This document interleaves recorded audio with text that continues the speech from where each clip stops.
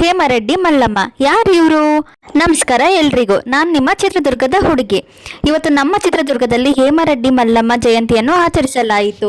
ಅವರ ಬಗ್ಗೆ ಸ್ವಲ್ಪ ತಿಳ್ಕೊಳ್ಳೋಣ ಬನ್ನಿ. ಹೇಮರೆಡ್ಡಿ ಮಲ್ಲಮ್ಮ 14ನೇ ಶತಮಾನದಲ್ಲಿ ಜನಿಸ್ತಾರೆ.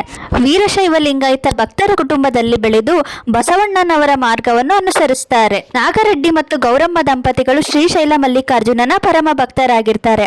ಆದ್ರೆ ಇವರಿಗೆ ಮಕ್ಕಳಿಲ್ಲದ ಕಾರಣ ಹಗಲಿರುಳು ಶ್ರೀಶೈಲ ಮಲ್ಲಿಕಾರ್ಜುನನನ್ನು ಪ್ರಾರ್ಥಿಸ್ತಾರೆ. ಮಲ್ಲಿಕಾರ್ಜುನನ ಕೃಪೆಯಿಂದ ನಾಗರೆಡ್ಡಿ ಮತ್ತು ಗೌರಮ್ಮ ದಂಪತಿಗೆ ಜನಿಸಿದ ಮಗುವೆ ಮಲ್ಲಮ್ಮ. ಚಿಕ್ಕ ವಯಸ್ಸಿನಿಂದಲೇ ಮಲ್ಲಮ್ಮ ದೈವ ಭಕ್ತಳು. ಹೇಮರೆಡ್ಡಿ ಅವರ ಮಗ ಭರಮರೆಡ್ಡಿ ಅವರಿಗೆ ಮಲ್ಲಮ್ಮನನ್ನು ಮದುವೆ ಮಾಡಿಕೊಡ್ತಾರೆ.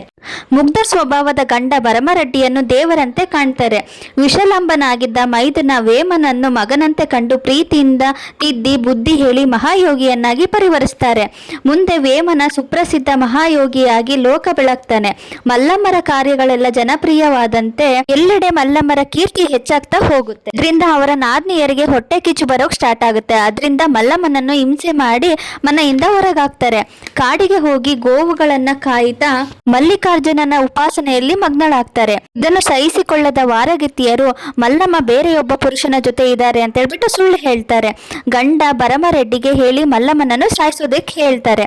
ಅವರನ್ನ ಕೊಲ್ಲೋದಕ್ಕೆ ಹೋದ ಭರಮರೆಡ್ಡಿ ಶ್ರೀಶೈಲ ಮಲ್ಲಿಕಾರ್ಜುನನ ದರ್ಶನ ಮಾಡಿದ್ಮೇಲೆ ತಪ್ಪಿನ ಸಾಯುವ ಸಂದರ್ಭದಲ್ಲಿ ಮಲ್ಲಿಕಾರ್ಜುನ ಪ್ರತ್ಯಕ್ಷನಾಗಿ ಏನು ಬರಬೇಕು ಅಂತ ಕೇಳಿದಾಗ ಮಲ್ಲಮ್ಮ ತನ್ನ ಮನೆಗೆ ಎಂದೂ ಬಡತನ ಬರಬಾರ್ದು ಅಂತ ಕೇಳ್ಕೊಳ್ತಾರೆ.